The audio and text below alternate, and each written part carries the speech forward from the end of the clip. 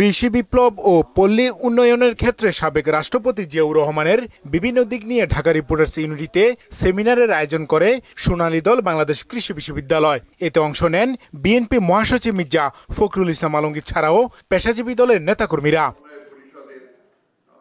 সেমিনারে অংশ নিয়ে বিএনপি নেতারা সরকারের কর্মকাণ্ডের সমালোচনা করেন। অভিযোগ করেন সরকার বিদেশিদের কাছ থেকে ঋণ নিয়ে ঋণ পরিশোধ করছে, ঋণ পরিশোধ করছে ঋণ দিয়ে, এবং মেগা প্রজেক্ট করছে লুটেরাদের জন্য।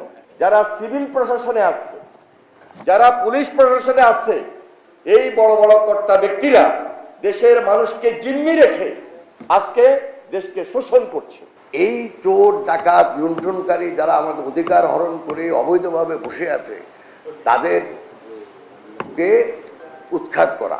প্রধান অতিথির বক্তব্যে বিএনপি মহাসচিব মির্জা ফখরুল মুক্তিযুদ্ধে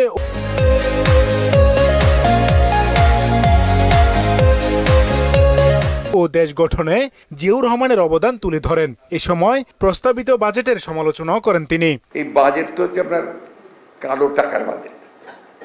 কালো টাকা কি করে সাদা করা যাবে তার বাজেট, কি করে দুর্নীতি আরো বেশি করে করা যাবে তার বাজেট। ট্রান্সপোর্ট সেক্টর চুরি সবচেয়ে বেশি সুবিধা, সেই কারণে ট্রান্সপোর্ট সেক্টরে বরাদ্দ সবচেয়ে বেশি। দেশ রক্ষার আন্দোলনে তরুণ প্রজন্মকে জেগে ওঠার আহ্বান জানান বিএনপি মহাসচিব। আপনাদেরকে যে তরুণ প্রজন্ম তাকে জাগিয়ে তুলতে হবে। এদিকে ঘুষ, দুর্নীতি, লুটপাট বন্ধ ও দ্রব্যমূল্য নিয়ন্ত্রণের দাবিতে রাজধানীর আরামবাগে সাধারণ শ্রমজীবী সংগঠনের ব্যানারে মিছিল বের করে রিকশা শ্রমিকরা। মিছিলটি বিভিন্ন সড়ক প্রদক্ষিণ করে। হুমায়ুন কবির, মোহনা সংবাদ, ঢাকা।